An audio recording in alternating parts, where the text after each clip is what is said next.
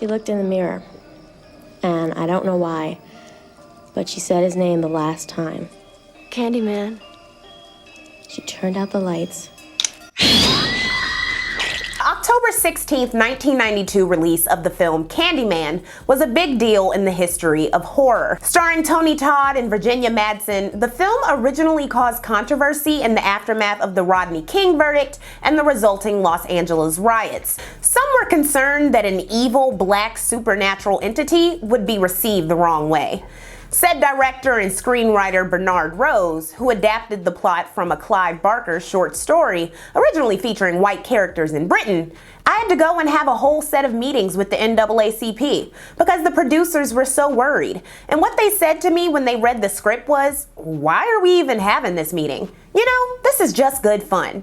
Their argument was, why shouldn't a black actor be a ghost? Why shouldn't a black actor play Freddy Krueger or Hannibal Lecter? If you're saying that they can't be, it's really perverse. This is a horror movie. Candyman was the son of a slave.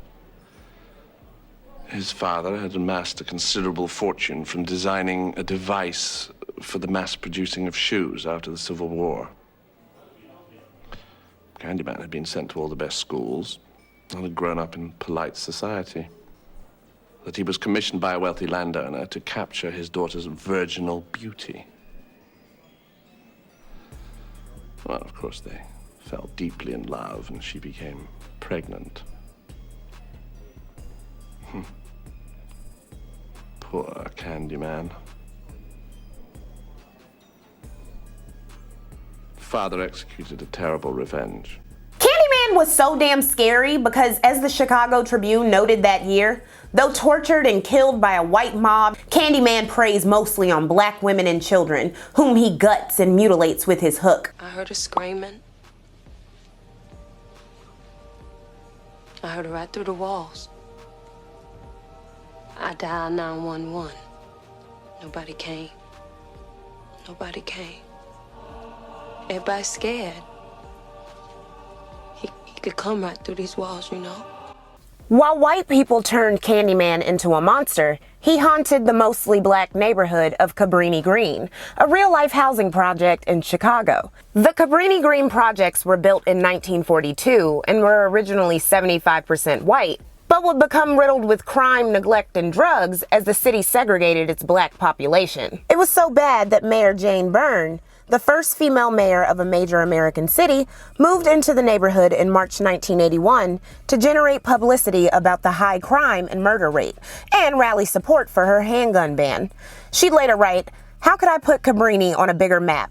Suddenly I knew I could move in there."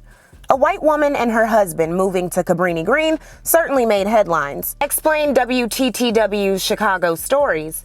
While Byrne stayed at Cabrini, the elevators were fixed, trash was picked up, and the violence stopped for a few weeks. Complained Jackie Grimshaw, all of a sudden you've discovered paint for Jane Byrne. All of a sudden you discovered rodent control. Where's all that been all this time? The problems at Cabrini continued when Byrne left. Byrne was actually gone after just 3 weeks when her Easter egg hunt and move-in were assailed by protesters as a publicity stunt for her next campaign. Jane Byrne is Ku Klux Klan! Jane Byrne is Ku Klux Klan! Jane Byrne is Ku Klux Klan! We need jobs, not eggs! Walk! We need jobs, get my baby! Hey! In the film, Helen willingly entering Cabrini Green mirrored Mayor Byrne, except in the end, she was corrupted and consumed by the violence lurking in the projects. I'll just get out of your way. Hey, come on, let me go. Look, you're not being very smart. My colleagues know where I am and they're expecting me back. Now let me go! I hear you looking for Candyman, bitch. Well, you found him. Boomerang director Reginald Hudlin and filmmaker Carl Franklin called the movie's tropes irresponsible and racist. Be my victim. They also objected to Candyman's obsession with the white main character, causing Virginia Madsen to say, "What's wrong with Candyman craving a white woman? That's not a stereotype. That's real." Madsen also added, "I don't think Spike Lee will like this film." The movie was ultimately well received and made a modest $25 million on a budget of $8 to $9 million. A sequel, according to Madsen, in which Candyman and Helen's doppelgangers fell in love, was scrapped because of interracial romance anxieties by the studio. By the way, Eddie Murphy was originally supposed to play Candyman. Thank goodness he didn't. He was too expensive to cast. Tony Todd earned $1,000 for each of the 23 bee stings he received during the filming process of the landmark horror film, which would go on to have 3 sequels. And I'm sorry, I just cannot see Eddie Murphy in that role at all. The 2021 remake of the original, directed by Decosta, was much more well received for its portrayal of race and its social commentary. It was the first black female-directed film to go #1 at the box office, earning $77.4 million worldwide.